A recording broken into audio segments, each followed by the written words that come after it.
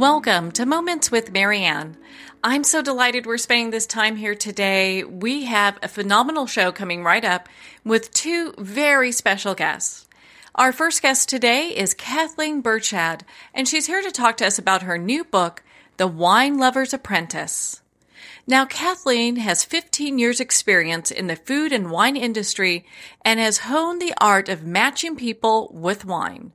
Through her company, Fine Wine Concierge, she advises clients on building wine collections and organizing their cellars. So let's welcome to the show, Kathleen. Thank you for having me, Mary-Ann. Oh, what a pleasure it is to have you here, and what a fabulous book. My goodness. You have this great way of writing that people just can't get enough of. Well, thank you. That's what I was really going for with the book, to take this complex, sort of snobby subject of wine and make it just approachable and fun. Well, I'm glad that you said that, because we were talking just a little bit ago, and I have worked with wine snobs and people who they know their thing with wine. And so, it kind of lends me to I got this curiosity. It's like, what inspired you to write this book? It was really inspired by the students that I teach. And my approach is to take the snobbishness out of wine. And kind of back in the day, you kind of had to be a little bit snobby because vintages weren't as consistent as they used to be. And you kind of had to know what you're doing. And wine was expensive. And all those holdovers, though, haven't gone away as wine sort of as an industry and as a consumer product and something we enjoy. It just exploded. You can get all sorts of wines from all sorts of places at all sorts of price points. And it's so much fun to explore those, but people still get so nervous about, am I drinking it with the right glass? Is this the right wine to pair with my food? And my goal is just to really break it down into such simple bites that even in our busy, crazy, moving so fast society, you can just take 5 minutes and then come away with an understanding of what a Bordeaux wine is, or how to order wine in a restaurant when you're looking at a wine list. And just make it easy for people to understand some of the fundamentals that can get lost.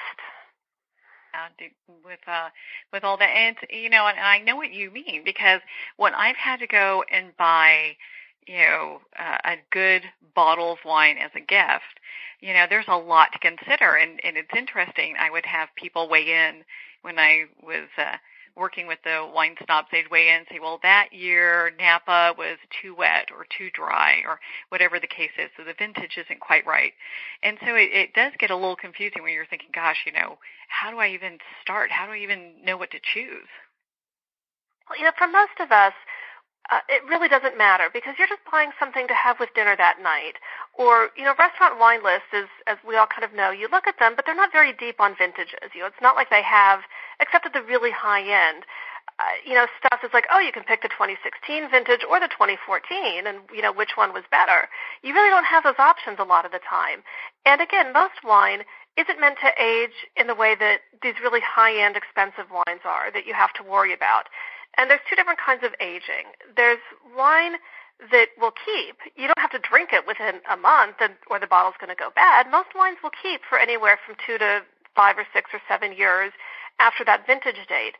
But they're not aging in the sense of a wine that improves as you have it in the bottle. Because you know how when you make chili or soup or something, and it tastes fine that day, but then you have it the next day and everything's kind of come together and you're like, wow, this is amazing. It's kind of like that with those higher-end wines. If you age them in your cellar for a while, they improve over time. And that's great for the people who do that. But for most of us and for most wines, that just doesn't happen. So you really just don't have to be, for those reasons, as concerned with the vintage. Just go in and get what you like. And don't freak out about, oh, well, was it warmer that year or cooler that year or whatever. Thank you. You just took a huge weight off, because I still think about that when I go to get a bottle of wine as a gift for somebody. So, but you make it so easy for people to go, gosh, I can really dive into this and kind of get a sense for what I'm doing and enjoy it. Exactly. And so many people don't know where to start. And even sometimes I'll try to be looking something up in a wine book. And I'm like, well, you're just not really telling me what I want to know. And there's so much enthusiasm. That's one of the things I love about this business. People love wine, and they're enthusiastic whether they make it or they sell it or they drink it or whatever. And it's really fun, but you can get bogged down in these details that, oh my gosh, this was picked by a left-hander at 10:23 on a dewy morning. And it's like most people are like, how do you know that? and that's what makes it kind of intimidating. So and just say, okay, listen, you're drinking a Chianti. Chianti is a region in Tuscany in Italy. The grape in Chianti is Sangiovese. And I know it's not framed quite that starkly, but that's really what I aim to do, that you can just in 3 or 4 sentences say, oh, that's what Chianti is. And then there's a couple paragraphs that tell you what to expect in terms of the flavors or from the different parts of Chianti, what the wines will taste like and the differences between. So in 5 minutes, you're going to be like, okay, I'm down with all that. That makes sense. And you're not getting bogged down in details like soil or climate or this vintage or that. It's a basic, here's the facts, ma'am, kind of thing. Well, and is that what you mean by, kind of get your wine geek on? You talk about that in your book, and I love that terminology because it makes it kind of fun. Well, it does, and people want to know this. I had a friend, we were at dinner one night, and she kind of leans over very furtively and slides her wine glass towards me. And she goes, this is the kind of wine that I always want to drink. How do I describe it? And I took a little sip, and I gave her a few keywords, and now she has that confidence to say when she's at a restaurant, give me a Chardonnay that's big and oaky and rich. And then she's really happy because she has that terminology. And that's really what the book intends to give to people are those tools to understand what they like, how to describe it, and when they're looking at a bottle or a list of wines in a restaurant, to say, oh, this wine is going to be fruitier or earthier or very full and rich or very sort of lean and minerally, and to give people kind of those sort of cheat sheets so that you can make a really good guess of what you're getting in that bottle and not just sort of blindly, oh, am I going to like this or not? Mm-hmm. Well, and you touched on this a little bit earlier, and I'd love for you to expand on this. How does chemistry and color of the wine and cost all come into the factoring point of what's a good wine to have? Oh, my gosh. There is such a complex interplay with what goes on in making a wine because at the very basic, you're basically, pressing the juice out of the grape and throwing some yeast in there to allow this fermentation process to take place, which results in wine. And at the very basic, that's exactly what happens. But there are so many things that go into it, whether the grapes are harvested mechanically or by hand, what kind of tools are being used to sort the grapes, what are you using to age the wine? Is it stainless steel? Is it oak? Is it new oak? Is it used oak? Are they big oak barrels? Are they small? All of these factors go into the flavors and the cost of the wine. So one bottle that's $7 maybe was mechanically harvested, put together, over the course of a year maybe, with a little bit of aging, maybe not oak barrels, but maybe wood chips or staves, which are less expensive ways to get oak qualities and characteristics into your wine.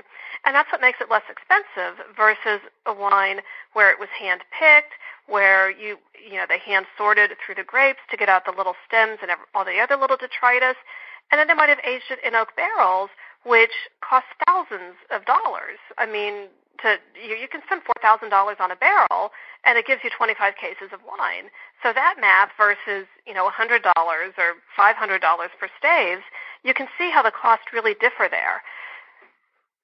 Wow, and that's just an amazing, when you look at how it's made and you get to all that, it really is amazing what goes into making a bottle of wine good.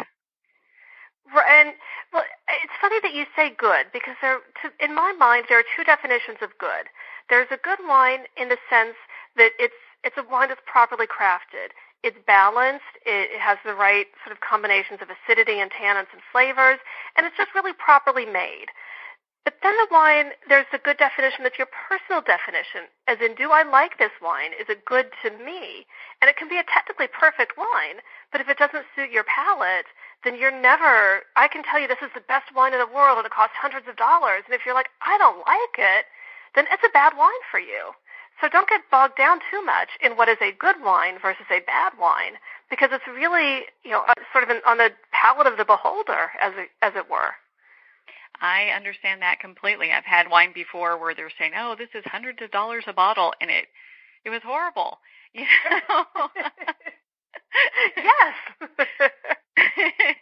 least in my opinion, I was like, wow, I can't really palate this. But, it's interesting. So when we talk about, what we like and what we don't like, so what are people tasting when they taste wine?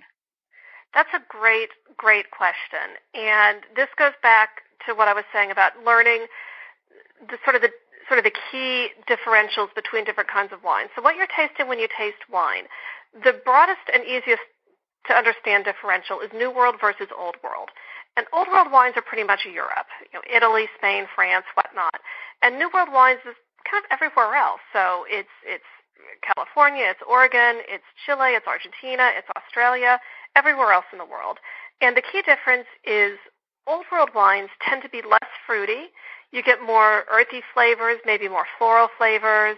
Often they're sort of a little bit leaner and more minerally, whereas New World wines tend to be larger, more exuberant, a lot of big fruit flavors going on. And that's just a really basic dichotomy within wines. You also can look at cool climate versus warm climate, and that requires maybe a little bit more technical detail, but you can also kind of figure, Argentina's cooler climate because they have a lot of mountains, and Australia's warmer climate because, it's Australia and it's always warm there. And cool climate wines sort of tend to follow more of the Old World. They tend to be a little bit leaner in style, less exuberantly fruity, more minerally, more of those other flavors. And again, the warm climates tend to be the rounder, robust, higher in alcohol kinds of wines.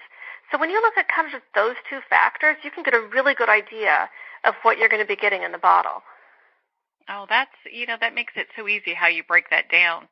And so, okay, we talked about the restaurant wine list a little bit. So what if you show up at a restaurant and you're like, okay, I'm having steak, but I don't know what to order. What would you suggest? Or how can people better understand what's good for them as far, well, not good, but like what's appropriate to order with the different meals that they're having? So there's a couple of ways to start. And the first is really look at your budget. And don't feel if you're having steak that you need to order that $150 Napa Cabernet. You can find, if that's not your budget, if it is, great, go for it, have fun. But if your budget is $50, try to look for something, maybe a Cabernet, but from a lesser-known region. Wine is very economically driven. The best grapes are going to go into the highest priced bottles, and it kind of trickles down from there. And likewise, a Napa Cabernet is going to cost, because it's Napa Cabernet, way more than one from Chile, because Chile doesn't have as much sort of popularity and name recognition. So that's one thing to keep in mind when you're looking and ordering. So have your price point in mind, and don't be embarrassed or afraid if it's a lesser price point. A good wine list wants their customers to be happy whether they're spending $40 or $140. But then the other thing to consider when you're pairing with foods is kind of the old white wine with fish and red wine with meat has gone a little bit out the window because some people just don't like red wine, but they still want to have that nice juicy steak.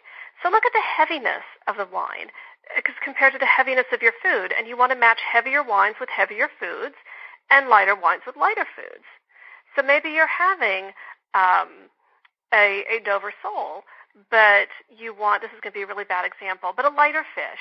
Pick a lighter red wine. If you're not a white wine person, pick something like a Pinot Noir or a Grenache that's very soft and very easy.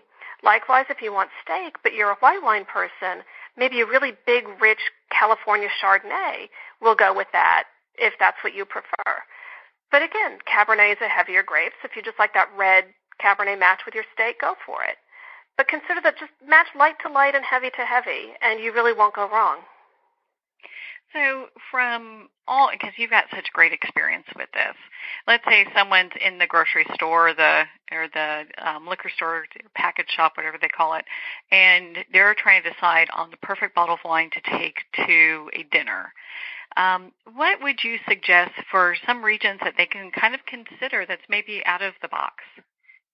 Totally. Chilean wines are really phenomenal in terms of they give you a really good value for what you pay for them. And when I say what you pay for them, they tend not to be expensive wines. You can get a really nice bottle for, like $20, $25. It's going to really keep people happy. So Chilean is something I always like to look for in that kind of situation. They also tend to be very food friendly. So whether you go with red or white, it'll be something that your host, if they want to serve that night, can certainly serve. Look also sort of just for medium, kind of medium-style grapes that go with everything. Pinot Noir, Grenache are really two good reds that go with everything. Merlot as well. Or if you're looking for white wine, something that's very gentle, a Pinot Bianco, maybe a Chablis, a Chardonnay that's from France's Burgundy region. Those are two really good ones as well to look into when you're just going to someone's house and bringing a nice gift. Oh, I think that's fabulous because there's so many different regions that are producing wine that people haven't really, maybe they haven't heard of or they're not really considering. Well, that's really a great way to get a value in the wine. It goes sort of back to that economics. If it's not as well known, you're probably going to get better quality for a lesser price than, with these big budget wines that are really well known. Because they're well known, they can charge more. And I'm not saying by any means that they're bad wines or you shouldn't buy them, but if you're looking for a value sweet spot, you're not going to get it with those. So look for the unusual region. If the Malbec from Argentina, the wine from Chile, the Pinot Noir from Australia is going to be a much better value than a Shiraz. Again, the Shiraz is amazing, but if you're just looking for something a little different or that you're willing to try, that's the kind of thing to look for, either the unusual grape or a grape that's not as popular from a given region.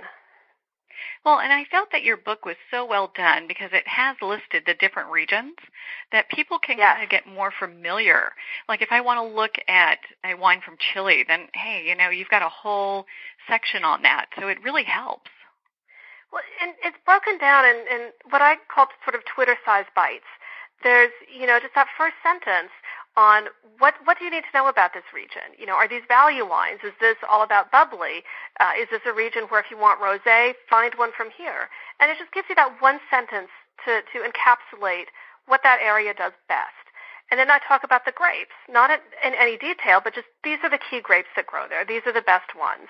And then you've got usually a paragraph or two, sometimes longer for some of the regions, that just tell you what to look for. When you're looking on the label, a particular region or a particular area that offers the best value or the best quality. And it's right there in just a couple of pages, and boom, you can understand it. It's perfect. What is, because I'm sure you come across people that have tons of questions for you in regards to this.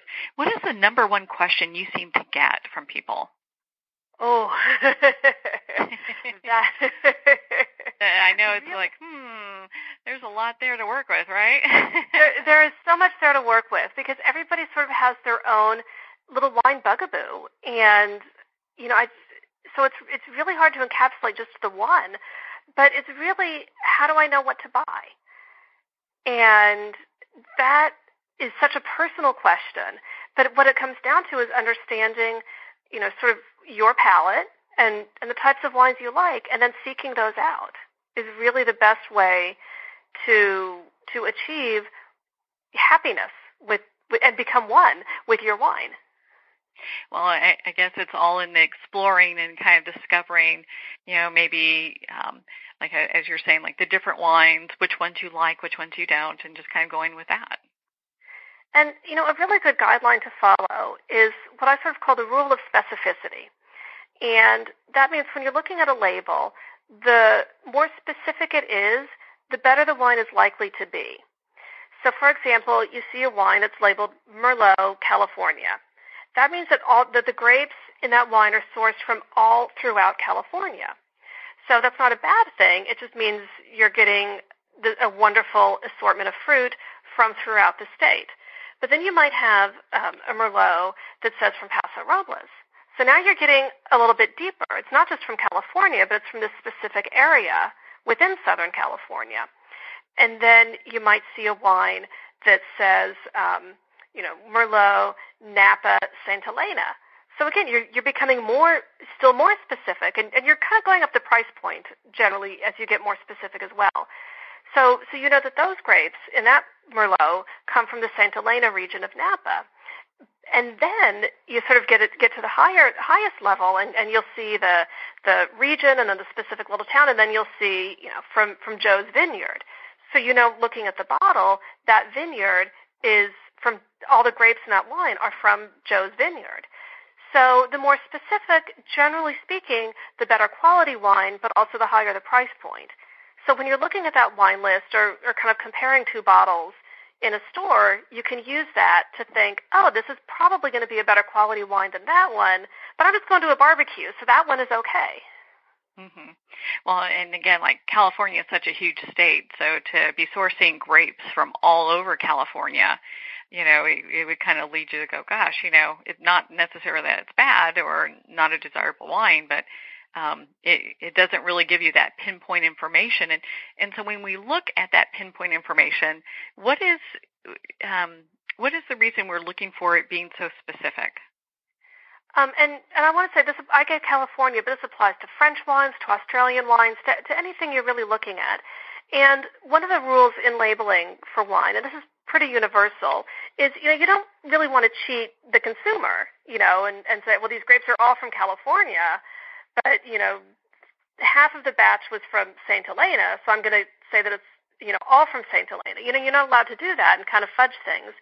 So what it really just tells you is it just gives a good quality and price guideline for what you're doing. Mm-hmm. So the basic wine, from California, Australia, or wherever, is going to probably be technically good, like we were talking about. But as you're drinking it, you might be able to identify a few flavors in it and say, oh, this is nice. It has, some dark berry, or, I get a little bit of cola flavor or whatever. But it's really not going to change in the glass, and you're not going to get a whole lot of different flavors. But when you get to that wine that's sourced from that specific vineyard, there was a different level of attention and a different level of care given to it. So when you drink that wine, you're going to say, oh, wow, this has a lot going on here. You're going to get maybe more aromas, be able to pick out 5 or 6 different kinds of flavors, 5 or 6 different smells that you get in the wine. And it might change, too, as you go through the bottle. What your last glass might taste a little bit different from your first glass because those flavors will have changed and evolved. So that's really the main difference. It's not that one is inherently superior or better than the other, but you do have sort of a continuum of quality that you're going to get better in that more specific wine than in that California wine. Okay. Not to pick on California, because those are really good wines. We're just using them as an example, because you can go to the store and pick up a wine that's from California, and they have great wines. And, and it's interesting because you'll go, like, at some of the different stores, they'll have listed, like, how many points each wine has. And could you talk about that a little bit? Absolutely. So most critics do give a point system to their wines, usually 100 points or 5 stars or whatever. And the key to that is really, if you want to go by those, find a critic whose palate matches yours. It's like you were saying earlier, that you were tasting this wine that people were telling you was amazing, and you're like, I just don't see it. So it's the same kind of thing. The critic can say, this is a 95-point wine, but if your palate differs from theirs, if you like different things than they do, you're going to sort of go, But then that 89-point wine from somebody else, you're going to think, wow, that's really amazing. So it comes again to kind of knowing what you like and identifying those reviewers or those review sources whose taste matches yours. And then you can, definitely go with the numbers and not worry about it. I think people take those reviewers so literally when they see them. They're like, ooh, this one has this, and not really realizing that we also have to look at the palate. And because I've done that, go in and go, oh, Sheila, this one looks like it has a high rating. And there's a lot more to consider, but there's a lot of freedom with that. Well, exactly. It's really good for a guideline, and especially if you're concerned, like if it's a gift for somebody, you're taking a bottle of wine to dinner, then that can certainly be a really helpful thing to use. But it's like sometimes, a friend is like, oh my God, this is the most amazing book, you should read it, and you can't get through page 6. It's not that it's a bad book or that your friend is wrong. You just have, you just thought different things about the book, and it's really just the same way with wine. Yeah. Again, people sort of put it on a pedestal. Oh, it's wine. But it's no different from a friend loving a book that you can't stand. Well, that just breaks it down completely. Well, and so it makes it really easy. It's like, some people, like a certain type of cake, while others don't. It's just a personal preference. Exactly. Well, and so let's get to the thing that you talked about when we first started this conversation, and it's the wine glasses. I know a lot of times people are like, "Ooh, which one do I use? Which one should I get?" What's an easy way for us to kind of understand which ones either we should be using during a service, as a table setting, or ones that we should be using with different wines? It's really up to the individual, and I know I'm not making it easy at all. It's up to you. It's your palate. But it really is up to the individual and how fancy they like to be. So wine glasses are different shaped for a reason. The big red wine glasses are designed that way to sort of move the aromas to sort of funnel them to your nose in a certain way, and that's why the red wine glasses are much bigger than the white wine glasses. It's just a difference in aromatics between the wines, and the white wine glasses are skinny. But I come from a family with kind of larger noses, and nobody liked to drink out of the white wine glasses because they were so skinny and narrow, and so even white wine we would drink out of the red wine glasses just because it was more comfortable, and you can also pour more wine into it that way, to be honest. But I have a friend who, went to Italy, and all the old guys, were sitting there drinking wine out of their little tumblers, and she thought that was the funnest thing. So she serves her wine out of little tumblers because she doesn't care about the aromatics. So if it's something you don't care about, serve wine out of your little tumblers or your Flintstones glasses or whatever. But if you really do want to try to capture the aromatics, get the larger wines and have fun sniffing and comparing and tasting the different wines. Just go with what suits you. I love that because there's no pressure, and as far as, because I think a lot of people look at this, go, gosh, I got to get this right, and they feel kind of pressured to, make sure that they have everything perfect when there's a lot more flexibility in, enjoying wine than most people think. That's true, and the glassware companies don't always help because, you have the Cabernet Merlot glass, and then you have the Zinfandel glass, and then you have the Pinot Noir glass, and you're kind of like, do I really need a glass just for my Zinfandel? And, no. If you want to geek out and you have a lot of space and a big budget, then great, go for it and buy glasses for each one. But if you just want to have one all-purpose wine glass that's for your reds, your whites, or even your bubblies, then go for it. Well, I don't think most people have all the storage space for all those type of glasses, to be honest. Well, and again, we're so much less fussy now. I mean, who has sets of china? Who, has sets of silver? That's not as done as it used to be back in the day. Entertaining is so much more casual. And if you just want those nice stemless wine glasses because you can throw them into the dishwasher and you don't worry about tumping them over, then embrace them and love them and use them. Well, and I love that because it just makes things so much more relaxed, and that's what our communities are really looking for nowadays. Is something that's not so high on like the etiquette list as far as wine's concerned. Exactly. Just have fun with it and enjoy it. That's really what it's all about. I mean, I think we've all had the great experience. Where you go to dinner with friends, and maybe you're on their back deck. And you linger over wine and food and good conversation. And I think we all have those experiences. And that's what, to me, creates this whole memory. It's that whole combination of the food and the wine and the good friends. Well, and so, I've got a question here because when we talk about wine and how long it keeps, what is the general rule for reds and whites? So red wines tend to keep longer than whites because they have these things in them called tannins. Which is probably not really relevant to most of you, but that's why. White wine generally keeps about 2 to 5 years from the vintage date. And the vintage date is simply when the grapes were harvested. So if it says 2015, if it's a wine from the northern hemisphere, it was harvested in the fall of 2015. If it's a wine from South America or Australia or South Africa, it was usually harvested 6 months earlier in probably February or March of 2015 or whatever the vintage year is. So a white wine will generally keep from 2 to 5 years from that vintage date. So if it's, again, 2015, because it's easy math, then you want to drink it before 2020. And it's not that the wine is going to be same quality. Oh, it's 2020 and it drops off. The quality might or might not. It kind of depends on the wine. But the quality might be declining, over that time. The wine will be fresher the earlier you drink it. And for red wines, that guideline is usually 5 to 7 years from the vintage. For higher-end wines, it can be 7 to 10 years. And this is for most of the wines that people buy. Again, if you're a collector, if you buy these, so these cult wines, these high-end wines, these wines that cost $200 a bottle, that's kind of a different ballgame. But for 99% of what you or I or anybody else drinks, 2 to 5 years for white wines, and for red wines, that really 5 to 7, maybe 10 years. Okay. Well, that's really good because it gives people kind of a reference point and some idea of like, oh, okay, how long should I keep this? And right. I know that everyone has different thoughts around that. Right. And again, and price point will give you an idea too. If it's a $10 bottle, even if it's a red wine, it's probably not going to last for 10 years. It's probably going to start going bad, by maybe the 5 or 6 year. And, as you sort of go up to more expensive wines, you have a little bit more leeway and a little bit more time. But part of it also depends on your storage. And if you have like a wine cellar and a consistent temperature or a little wine refrigerator, that's great.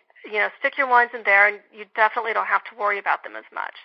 But if you don't have that kind of stuff, avoid storing the wines, in sunshine, in a really hot area, near anything that might smell. Like you don't want to store the wine in your laundry room, for example, because the smell of the laundry detergent can potentially seep into the wine, and that's going to be a really big shock when you finally drink it.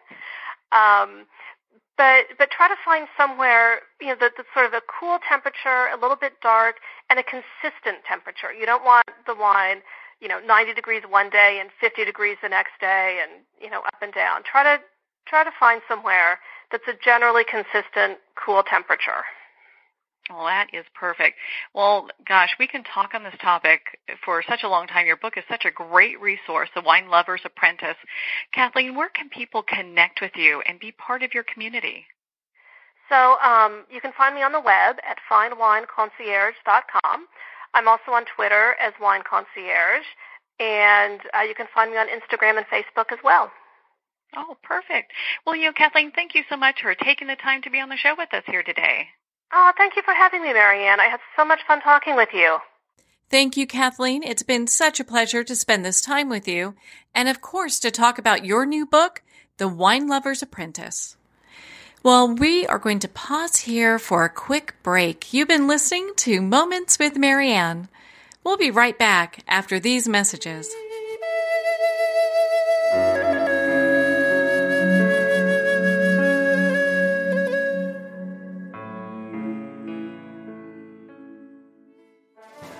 Internationally recognized and award-winning author Judy Goodman works and teaches outside the box of limited thinking. Working with people from every walk of life, her goal is to empower you to be the best you can be, no matter what the challenge is. Born with the gift of seeing beyond our normal vision, she has an extraordinary gift of working with every challenge. Teaching beyond conventional wisdom, her work is described as life-changing. Visit judygoodman.com. That's judygoodman.com.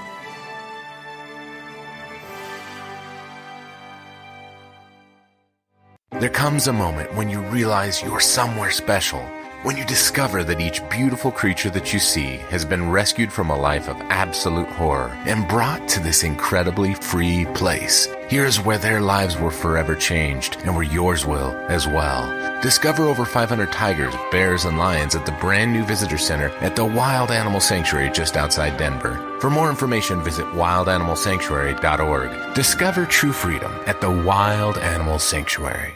Have you ever had the sense that your thoughts might actually be doing something? Ancient secrets of manifesting have been masterfully revealed in the award-winning book Manifesting 123 by Ken Elliott. For the first time, the author's experiences and stories in this book describe exactly how your thoughts can create anything. You've been doing this all your life, but it's never been fully explained for you until now. Visit manifesting123.com for more information today. Manifesting123.com. There are nearly 2 million Americans living with amputation. Many live right here in San Antonio. Becoming an amputee can be scary, frustrating, isolating, but there's no reason to feel alone. The San Antonio Amputee Foundation is here to help support you and guide you toward resources such as home and car modifications and even prosthetic limbs. For more information or to make a donation, visit saamputee.org. We'll help you live a full, active life, one step at a time. San Antonio Amputee Foundation, healing limbs, hearts, and souls.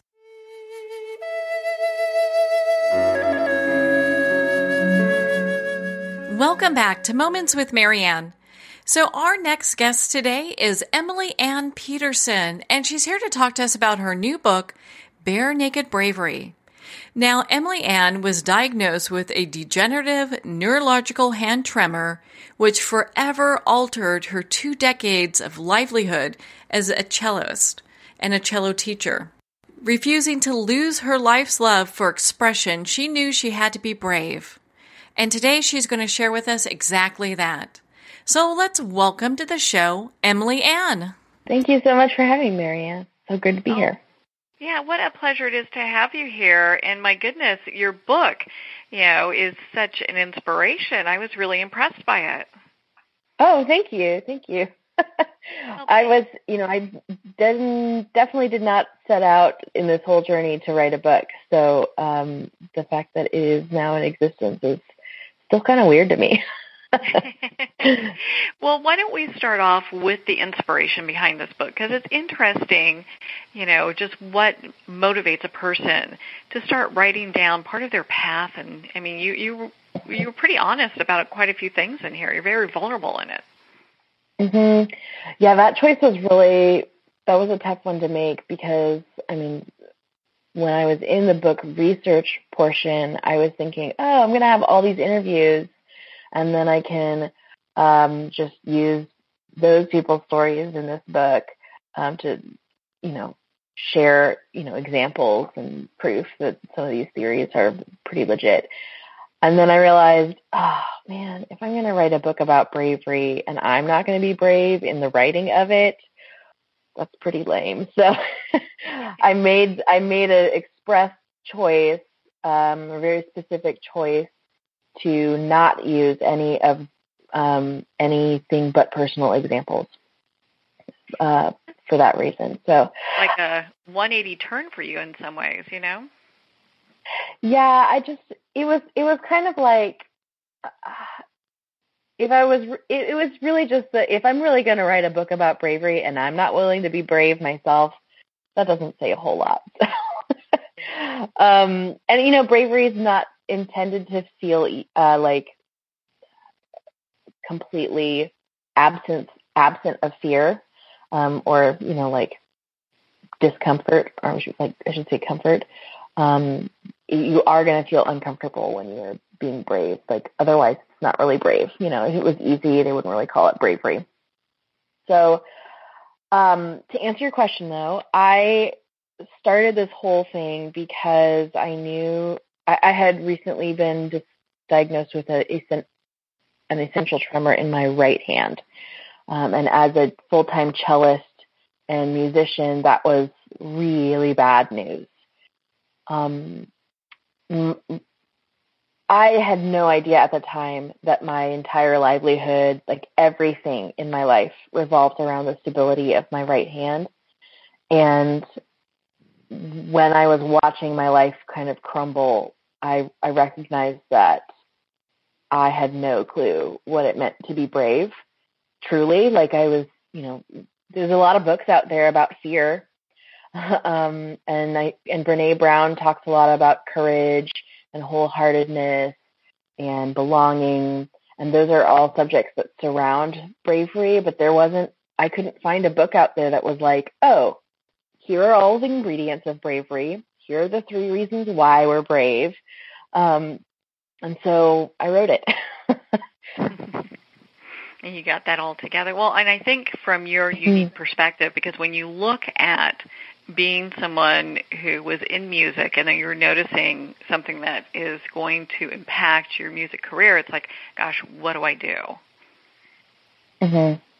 And I'm not the only person that's gone through a situation like that, like, cancer diagnoses, or that your husband comes home and wants a divorce, or, a child dies in a tragic car accident and completely changes your life. And a lot of times when we are faced with our truest version of bravery, we never asked for it. We never asked for the situations that brought us to that point. And when I was doing the research for this book, everyone's reactions to those situations were just, I had to. Like, it was the only choice. I had to do this thing. I had to take the next step. I wasn't being brave. I was scared the entire time. But it really points to the subjectivity of bravery, and that, sometimes when you're witnessing what you think is bravery, the person who is doing the feat of bravery may not think that it's brave at all. Yeah. Yeah. Well, I mean, I applaud you, because it does take a lot because a lot of people get stuck in, victim mode, or it's easy to get depressed when you have something suddenly happen, or something that does happen. You're like, gosh, how am I going to deal with this? And to be able to look at it and, kind of go, okay, I need to investigate what it means to be brave and walk through it. I have to really applaud you for that, because it's not always easy. Thank you.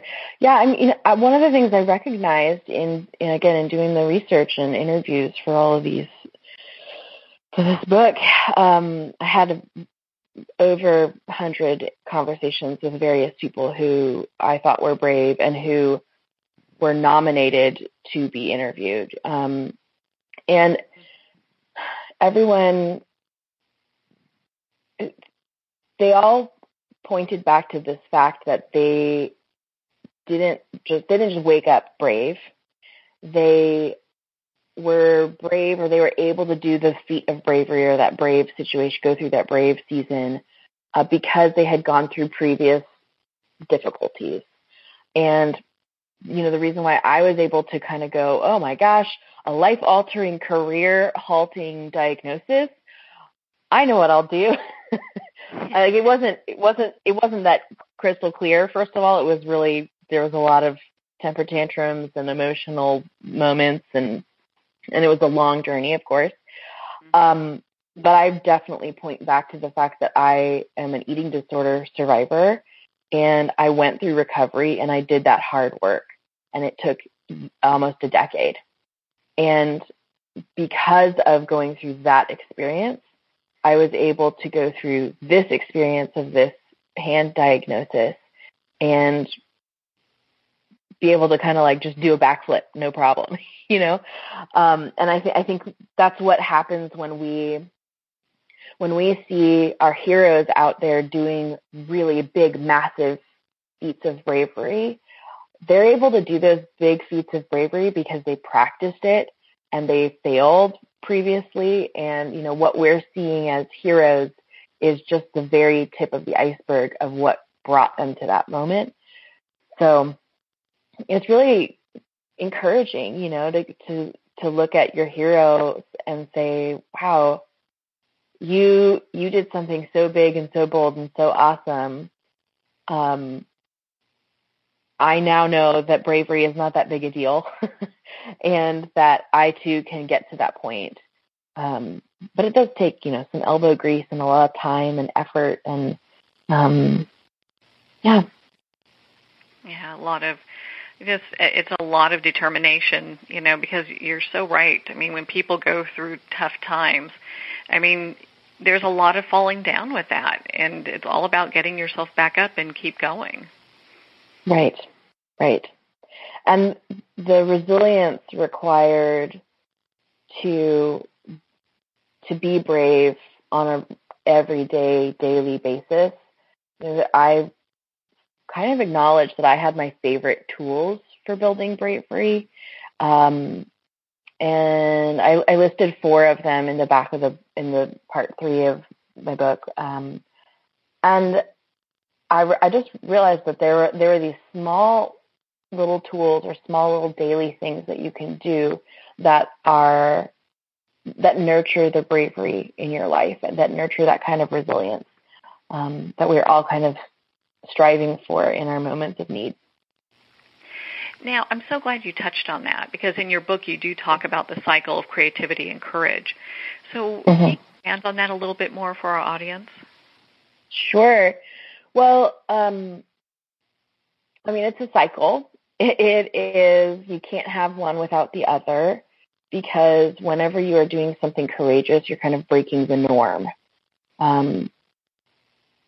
You have to think outside the box. You have to do something different, basically. Creativity is not necessarily doing something completely original without any, because that doesn't exist. There is nothing that is completely original. It's always a variation on a previous version, or you're taking someone else's idea and adding onto it, that kind of thing. And so because of that, there's this cycle, you just can't have, courage begets creativity and creativity begets courage, because in order to be creative, you have to be courageous and vice versa. So that's one of the beautiful parts about this, this framework that I discovered in my research, was that bravery doesn't have to look like everybody else's. Just because somebody responded to their breast cancer diagnosis in a certain way does not mean that you need to or should respond that way at all. So it kind of releases you from the constraints, the societal constraints on, what may be expected from your situation or from your bad news or good news even, So. Well, I think that's probably a big relief to many people, because a lot of times folks think, oh gosh, I need to, my bravery needs to look like somebody else's bravery. And they can kind of compare it, to some of the extreme. We look at Navy SEALs and their bravery, to, single moms that are, have a diagnosis of cancer, and yet they're still kind of moving through each day as best they can. So you look at these different forms of bravery, and I think it really helps people not feel like I have to be one or the other. Right. And I'm a songwriter now. Now that I have finished this book thing, I get to go back to doing songwriting, and I am constantly having to remind myself, because there's not many songwriters who have a book out in the world. There's also not many songwriters who are going about creating their career in the way that I am doing so. And yet every other songwriter out there in the world is very unique. They're putting their own spin on the songs that they're creating and putting out into the world. And so you're right. It's very subjective. And when you recognize that, wow, my bravery doesn't have to look like everybody else's, you start to understand industry best practices, or, how your publicity campaign doesn't have to look like everybody else's, because you're very unique. And those are some freedoms that you get to have when you understand exactly what are the ingredients that go into bravery. And it makes those kinds of decisions, like, do I take career option A or career option B? You can go through that and go wait, according to these 12 ingredients of bravery, option B is the clear winner here. And you can make those decisions with a little bit more confidence, even if they are still a little bit scary and intimidating. You still know, no, you're not second guessing yourself, basically. So it's been a really beautiful tool for myself. Obviously, I've gained a lot of knowledge and wisdom from it, and I'm so grateful for it. But it's also been really great for my clients and my other colleagues as well, who are going through, they have their own external or internal constraints on their life and their business, and it's been a really awesome framework to make decisions through. Well, and I know in your book you talk about the different types of bravery. Why don't you share some of that with us, and how did you discover that? Sure. So there are 3 types of bravery. There's 3 forms of bravery. The internal bravery is the kind of bravery where my go-to example for this is like going through a divorce, because it's pretty common. So if you are sitting in the car, you're by yourself, and it's the first time you said out loud, I think I need to get a divorce. That's internal bravery. You're acknowledging to yourself that something big has just happened or is going to happen. External bravery is if someone else is in the car with you, and let's say it's a good friend, and you say, I think it's time for me to get a divorce. If they are in an understanding that what you just did or said is a brave thing, then that is external bravery. There's this kind of mutual understanding that bravery is happening. Mm-hmm. The external bravery bit is really great because let's say if you don't think it's a brave thing to go, oh my gosh, I think I needed to get a divorce. But if your best friend sitting in the car is silently thinking that to herself about her own marriage, and she's not yet at that point of announcing things to the world, she may look at your exclamation and go, wow, that's such a brave thing to be able to like just make those statements and come out of the closet like that. That's so amazing. So that resonant bravery is the 3rd form of bravery. And it I think is one of the most powerful parts of bravery, because that's what makes bravery contagious. You see somebody doing something brave, and then you yourself feel a little bit more brave to do whatever piece of courage you need to do next. Yeah, I mean, it's interesting how, when people are going through certain things, it seems like, a lot of people keep stuff to themselves, and when someone voices it, it's like, oh, I'm going through the same thing. Yeah.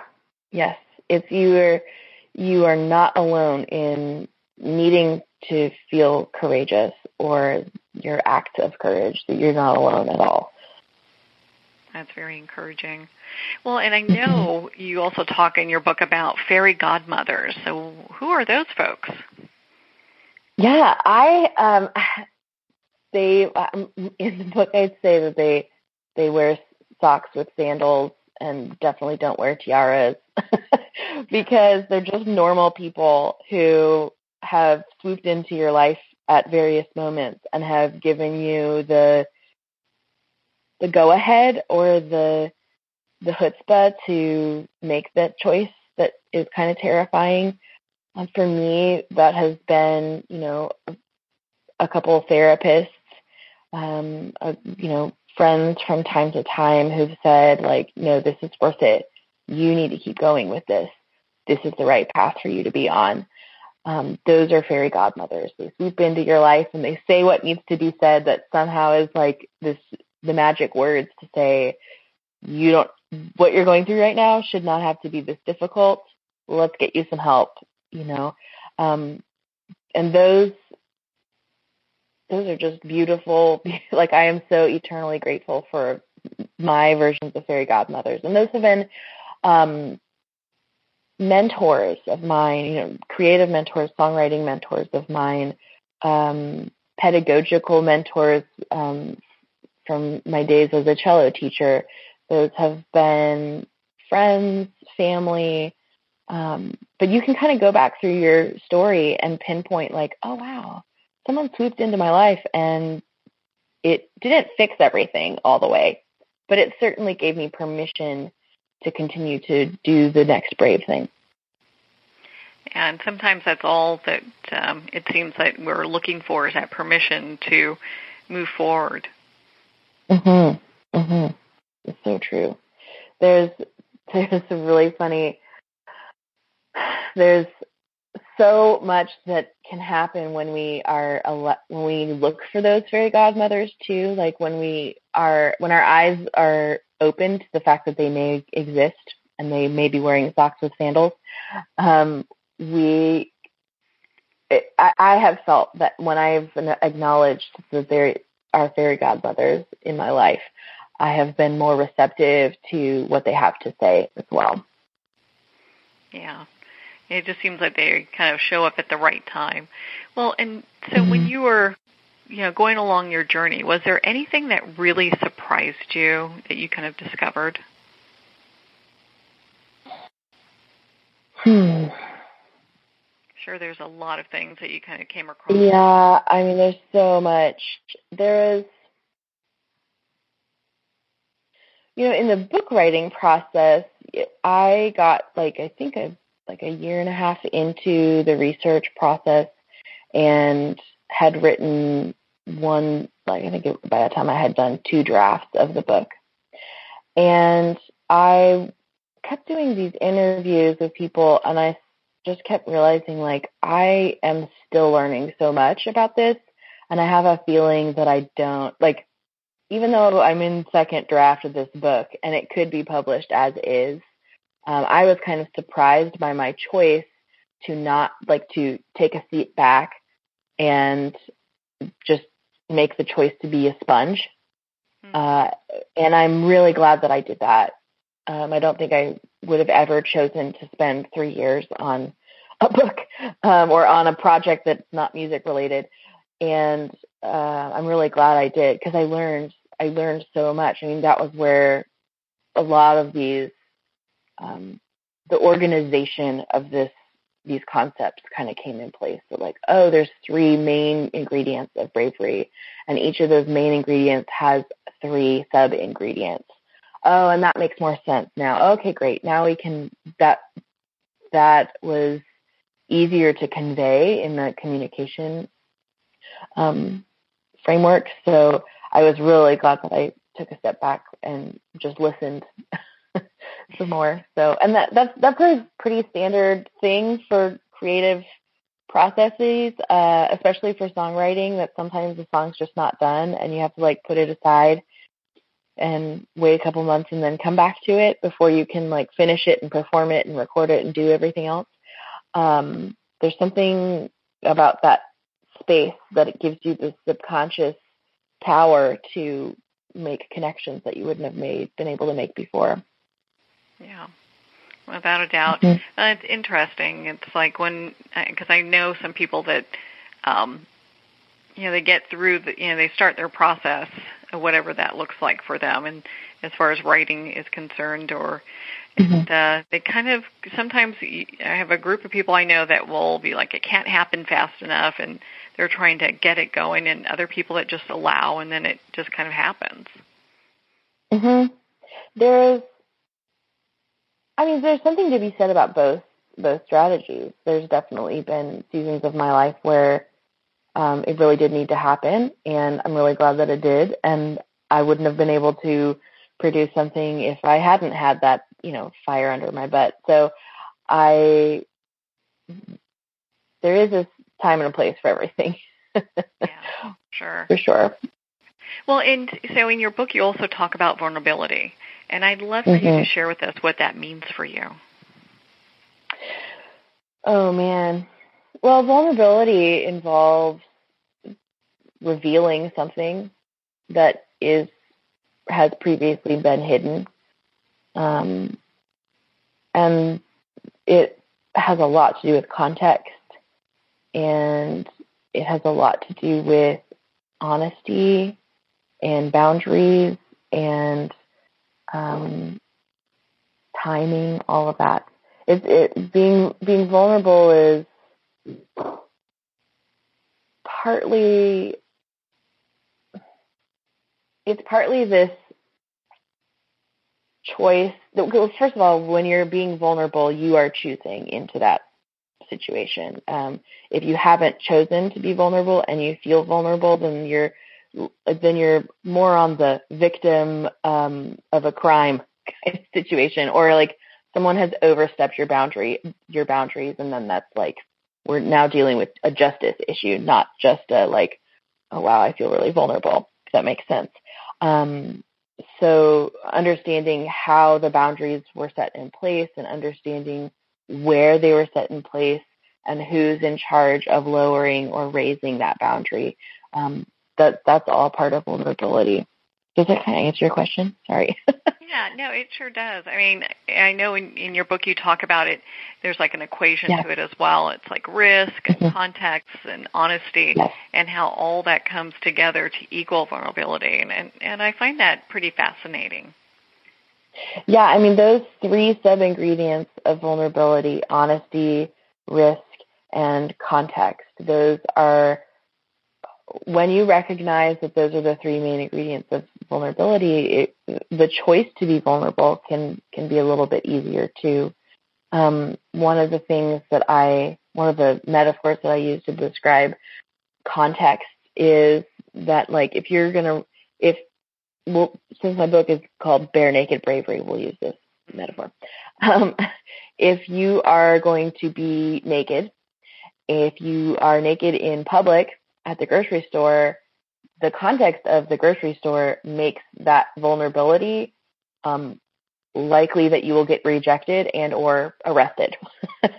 If you are naked in your neighborhood, that's maybe a little more appropriate, but still the context is not quite right, If you are naked in your house, that's better, But at certain points, walking around your house totally nude with guests over may not be the most appropriate thing. So there's that other context. But if you're in your bedroom or you're with an intimate partner, then being naked with them is more appropriate. But what if you're on a first date? So those contexts of that vulnerability really can define what is appropriate and what is not appropriate when it comes to the choice to be vulnerable or not. Yeah, I mean, and you do hear of people that go on first dates and maybe they, share all of their past life, their life with a person that they don't even know. So, there are times where you want to really kind of keep things a little bit closer to the cuff until you get to know somebody. Mm-hmm. Yeah. Well, and then, you get people who are also addicted to feeling vulnerable. And that happens a lot in the dating world because usually those first 3 dates are when you're just like, here I am, you are interested in me, I'm interested in you, I'm going to tell you everything about me. And then after that vulnerability feeling, that initial feeling wears off, they move on, And so it's just really fascinating to understand that vulnerability is a choice, first of all, and that you're in control of that as well. So understanding that really made me look at my own life and go, wow, I am definitely vulnerable, or I'm okay with being vulnerable in certain ways in my life, but there are parts of my life where I'm not comfortable being vulnerable yet, and maybe I should be. And I'm definitely not perfect. So, but having those ingredients definitely has helped me kind of stretch those boundaries and push the envelope a little.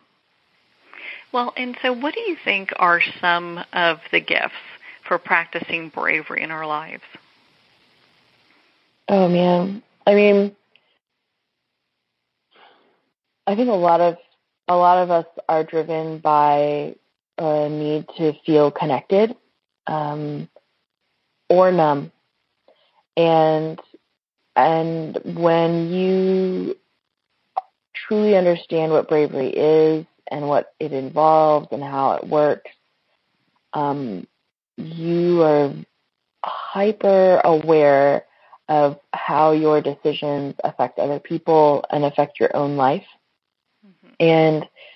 And you're also given this gift of purpose as well. You can kind of zoom out of the whole situation that you're in and go, wow, yes, my bravery is needed by someone else, and it is going to be worth it, and it is contagious. So I'm going to do what I can to be brave and make this thing happen. Yeah, and kind of move forward in that. Well, and I felt that your book gave some very good examples of bravery. and, one's curiosity is kind of what you talked about. And I think, that's one of the things that in life we should never lose is our curiosity. Well, I kind of have described curiosity as like the mortar in between these bricks in the wall of bravery, basically. If you can have curiosity and expression, kind of mixing together all of these ingredients, then it gets a little easier, for sure, because you're able to approach, especially with curiosity, you're able to approach your situation with a science mindset rather than an emotionally invested mindset, which usually different decisions happen with both of those. So, that curiosity is really is a good one too. It is. Well, Emily, my goodness, we could talk all day on your book, Bare-Naked-Bravery. It is a really fascinating book, and I appreciate the time that we've been able to spend to talk about it. Oh, I loved it too. And if you want to listen to me read it to you, I know that some people love audiobooks more than real books, and I recorded the audiobook, so I'm narrating the audiobook. So even if you read it or you listen to it, I would love to hear what you have to say about it. So it's just me on the other side of my email address. So it'd be great to hear from you guys. Oh, perfect. And where can people connect with you to learn more about your book? Sure. You can go to emily-ann-peterson.com, and everything that I do and free things and community-related events and newsletter stuff is all there, including book bonuses and more stuff too. So they can learn more about the book. Well, Emily, thank you so much for taking the time to be on the show with us here today. Oh, thank you, Marianne. This was wonderful. Well, thank you, Emily-Ann. It's been such a joy to spend this time with you and, of course, to talk about your new book, Bare-Naked-Bravery. Well, we're at the end of our time today. I would like to thank everyone for tuning in. You've been listening to Moments with Marianne. And remember, make every moment count.